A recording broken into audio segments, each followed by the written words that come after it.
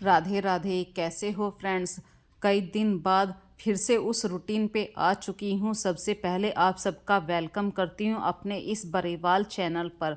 यदि अभी तक आपने मेरे चैनल को सब्सक्राइब नहीं किया तो प्लीज़ सबसे पहले सब्सक्राइब कर लीजिए चैनल को और बेल आइकन को क्लिक करना मत भूलिए ताकि अगली वीडियो का नोटिफिकेशन आपको जल्द से जल्द मिलता रहे। तो अभी त्योहार आ रहे हैं, मिलावट की दुनिया से बचना है तो आपको अपने ही घर पे कुछ तैयारियां पहले से ही करनी होगी। जैसे मावे की कोई भी चीज़ बनानी है तो वो पहले से पहले बना लीजिए, क्योंकि टाइम टू टाइम आप मावा खरीद कर लाएंगे तो उसमें मिलावट के बहुत परसेंटेज रहते हैं। इससे बेस्ट है कि आप दूध लीजिए और घर पर खोया निकालिए। बस आपकी थोड़ी सी मेहनत है लेकिन आपको प्योरिटी मिलेगी और आपके परिवार की हेल्थ से बड़ा कुछ भी नहीं है। तो मैंने बनाया है घर पर ही मावे की लोज। मुझसे अच्छी तरीके से नहीं बन पाती है लेकिन फिर भी देखिए फ्रेंड्स, मैं हमेशा कोशिश करती रहती हूँ और मुझे इतनी उम्मीद है कि एक ना एक दिन तो मैं अपनी इस कोशिश में ज़रूर कामयाब हो जाऊँगी।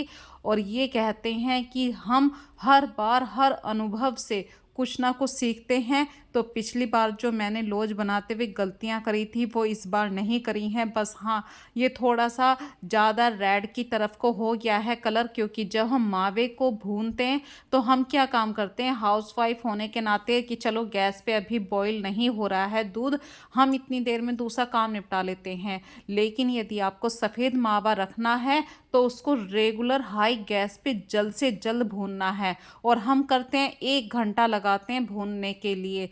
तो इस कारण मावे का कलर चेंज हो जाता है। लेकिन ये प्योरिटी है, इस बात की मैं गारंटी ले सकती हूँ क्योंकि मैं गांव से दूध लेकर आती हूँ और अपनी परिवार की हेल्थ के बारे में मैं या मेरे हस्बैंड से ज़्यादा कोई नहीं सोच सकता है। तो वैसे ही फ्रेंड्स, मैं आपसे कहती हूँ, आपसे बेस्ट कोई नहीं जान सकता है आपके परिवार की हेल्थ के बारे में। तो थोड़ी सी मेहनत कर लीजिए। होली के त्यौहार पे बाहर की मिलावटों से ज़रूर बचिए। तो ये देखिए, लौज की बर्फ़ी भी जमकर तैयार हो चुकी है। बातों बातों में इतना बड़ा काम ख़त्म हो गया। और फ्रेंड्स, मैं भी आपके साथ एक और बात शेयर करना चाहती हूँ। मेरे घर में कुछ खटाई पाउडर रखा था और वो काफ़ी टाइम से यूज़ नहीं हो रहा था। जब चीज़ें काफ़ी लंबे टाइम से यूज़ नहीं होती हैं खाने पीने की तो उनको आप यूज़ मत करिए खाने के लिए, लेकिन उसका किसी ना किसी दूसरे रूप में यूज़ कर सकते हैं। जैसे कि खटाई पाउडर से मैंने तांबे के बर्तनों को चमका दिया है।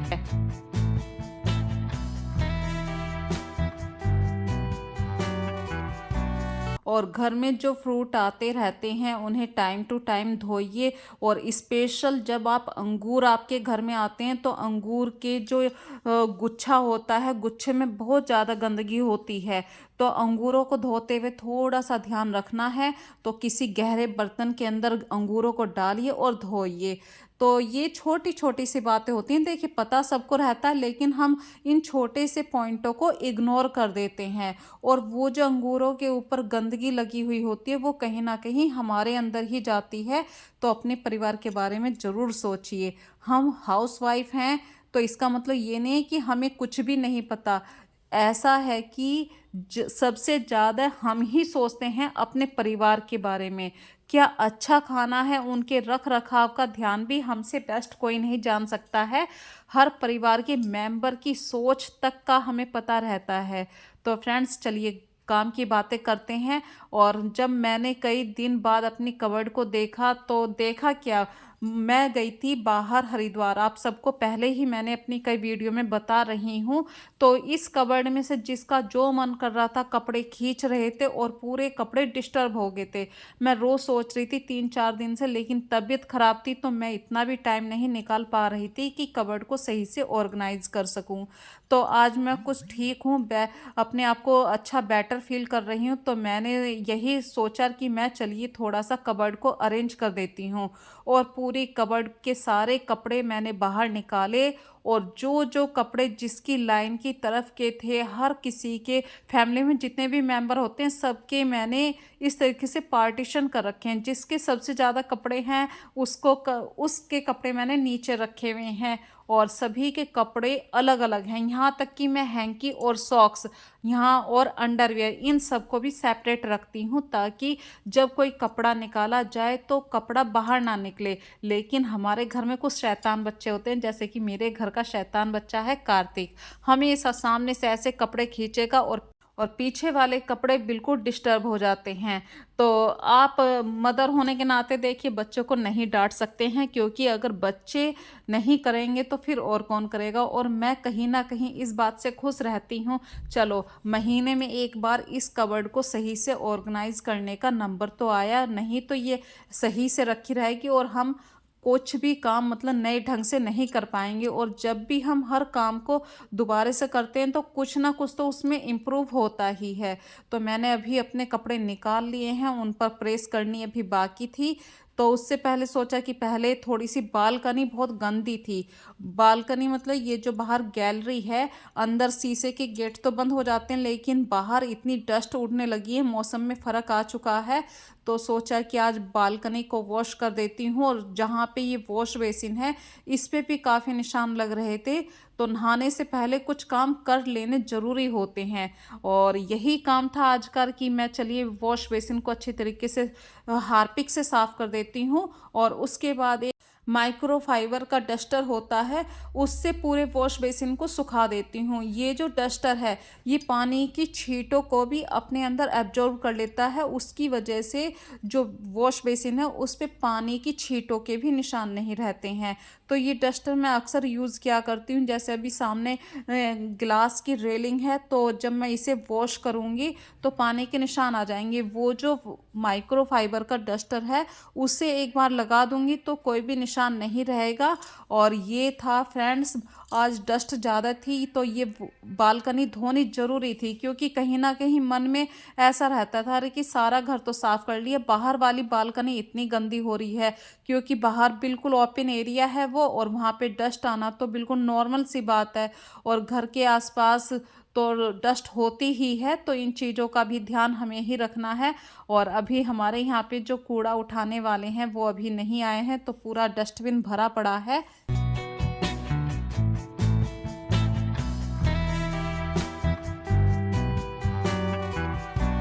और मैं अपनी इस वीडियो में आपको बता दूं, कहीं वो पानी की वजह से कहीं स्ट्राइक ना आ जाए, तो मैं पानी उतना ही यूज़ करती हूँ जितना ज़रूरत का हो। और फिर अपने घर का मॉपिंग करने के लिए मैं आ चुकी हूँ। मॉपिंग के बिना तो देखिए बात ही नहीं बनती, आप चाहे अपने घर को कितना भी साफ कर लें। और अब गर्मियों के दिन आने लगे हैं तो 2 बार तो मॉपिंग हो जाता है, क्योंकि आपके बच्चे कितनी बार ऊपर नीचे बाथरूम में भी जाते हैं और कहीं उनके स्लीपर गीले होते हैं, तो उसकी वजह से क्या होता है निशान पड़ जाते हैं। और सर्दियों में ये प्रॉब्लम थोड़ी कम होती है, क्योंकि दिन छोटे होते हैं और रात जल्दी हो जाती है, तो वो निशान दिखाई नहीं देते हैं। लेकिन गर्मियों में दिन बड़े हो जाते हैं और हमें ऐसा लगने लगता है कि ये देखिए कितना गंदा फर्श हो गया है। तो फ्रेंड्स, बातों बातों में देखिए सारे घर का काम निपटा दिया है, लेकिन फिर भी जब बच्चे घर में आ जाते हैं ना, तो घर डिस्टर्ब होना बिल्कुल नॉर्मल सी बात है। तो कार्तिक आ चुका है और मैं प्रेस कर रही थी, तो कार्तिक को भूख लग रही थी। मैंने कि बेटा अभी मैं तुम्हारे लिए अभी गरम गरम खाना बनाती हूँ, तो उससे पहले ये प्रेस वाले कपड़े का काम निपटा देती हूँ। बच्चे जब आ जाते हैं तो देखिए कोशिश तो मैं करती हूँ, अभी बच्चों के एग्ज़ाम का टाइम चल रहा है, तो उन्हें हैंड टू हैंड बिल्कुल ताज़ा खाना मैं उन्हें प्रोवाइड करूँ।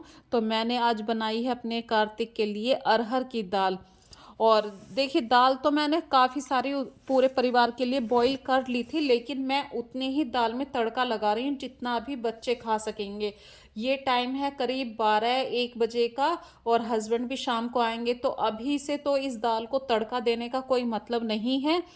तो मैंने सिर्फ आस्था और कार्तिक दोनों बहन भाइयों के लिए दाल में तड़का लगा दिया है। बच्चे जब सुबह को स्कूल जाते हैं, पेपर देने के लिए जा रहे हैं, तो इतनी भूख नहीं लगती, लेकिन अभी 12 बजे का टाइम हो रहा है तो भूख का पूरा टाइम है। तो अभी बच्चों को गर्मा गर्म दाल फुल्का मैं दे रही हूँ। और कार्तिक की मनपसंद दाल है, तो उसमें घी डालना तो बनता है, कार्तिक बिना घी की दाल नहीं खाता है। और बच्चों को आप कोशिश कीजिए, देखिए मैं तो हमेशा कहती हूँ और कि जब बच्चे ये कहें ना कि हमें बाहर का कुछ लेकर खाना है, मम्मी मैगी बना लीजिए, ये उसी समय आप कोशिश कीजिए कि तुरंत बच्चों को गरम गरम खाना दीजिए। देखिए कार्तिक ने अभी ड्रेस भी नहीं बदली है क्योंकि भूख इतनी जोरों पर लग रही है उसको। तो मैं भी इन छोटी छोटी बातों को माइंड में नहीं लेती हूँ कि नहीं बेटा पहले ड्रेस को चेंज करो, भाई भूख लग रही है तो सबसे पहले खाना खा लीजिए।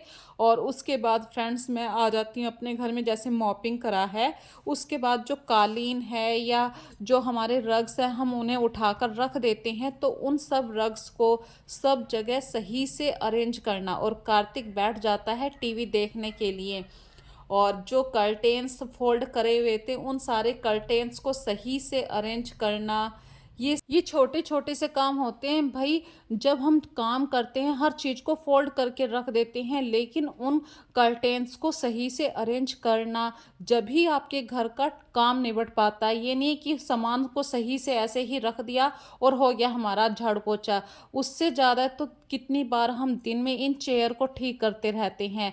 जो बच्चे जब बाहर से आते हैं उन्हें चाय पानी भी देना होता है, ये सारे काम भी बीच में चलते रहते हैं। और जो घर का छोटा मोटा सामान है उसको भी टाइम टू टाइम आपको सही से करना होता है। तो दोनों बच्चे आ चुके हैं और मेरा नहाने का भी टाइम भी नहीं हो पाया है अभी, मतलब टाइम नहीं निकाल पा रही हूँ, कुछ ना कुछ काम ऐसे लगा ही रहता है। तो फ्रेंड्स करते हैं अपनी वीडियो का लास्ट। अपना ध्यान रखिए, खुश रहिए और मेरी वीडियो को अपना प्यार ऐसे ही देते रहिए। जब आप लोग अपना और मुझे कमेंट जरूर करिए, कमेंट करने से ही मुझे पता चलता है कि मुझे क्या इम्प्रूव करना है।